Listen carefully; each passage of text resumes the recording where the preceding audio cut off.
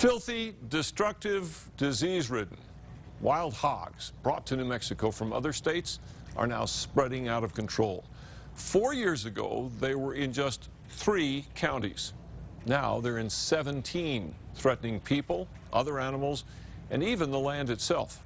News 13's Tim Maestas tracks a growing menace on tonight's special assignment. Wild hogs rampaging through New Mexico, stealing food and tearing up the land. They are a growing menace. Just ask USDA wildlife specialist Ron Jones. Well, I've got a nickname. They call me Boss Hog. Jones spends more than half his time tracking down the wild hogs that now call New Mexico home. For years, they've been a problem in other states like neighboring Texas, but now they're believed to be in every New Mexico county bordering Texas and as far west as the Rio Grande. I'm continually working on pigs. It hasn't really, all it has done through the years is intensify. Jones says the calls started coming in about 6 years ago, with females producing litters of 4 to 12 piglets as often as every 6 months. The hogs are causing major damage to the land and crops of farmers and ranchers like Bill Humphreys outside Tucumcari. And they'll root up a quarter of a mile of road, and it's really hard to fix because they'll dig big holes, kind of like bomb craters in it.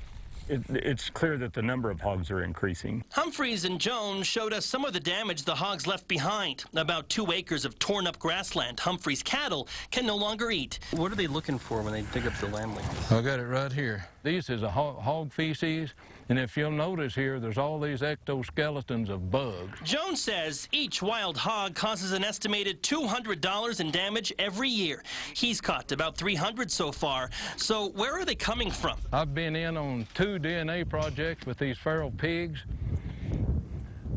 and here in our county, we had 4 direct line descendants from hogs in Wisconsin, Nebraska, Louisiana, and Arizona. Jones thinks the hogs were brought here to help establish hunting populations in New Mexico. It just so happens hunting is one way used to fight the problem. Another way involves the use of something called a Judas hog. A Judas hog is one that's captured, tagged with a transmitter, then released to join other hogs in the wild.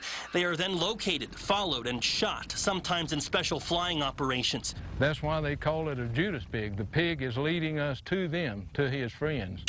Jones also uses traps connected to specially designed transmitters to tell him when he's captured something. Once they're caught, that's when the real work begins. They have to be euthanized, processed, and examined for infections and disease, and it is dangerous work. A pig run at me and hit that panel and bent it.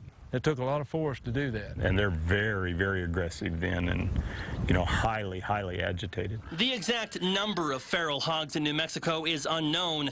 Jones expects to be busy as long as he's still on the job with the USDA. It's more and more time, more mileage, more expense.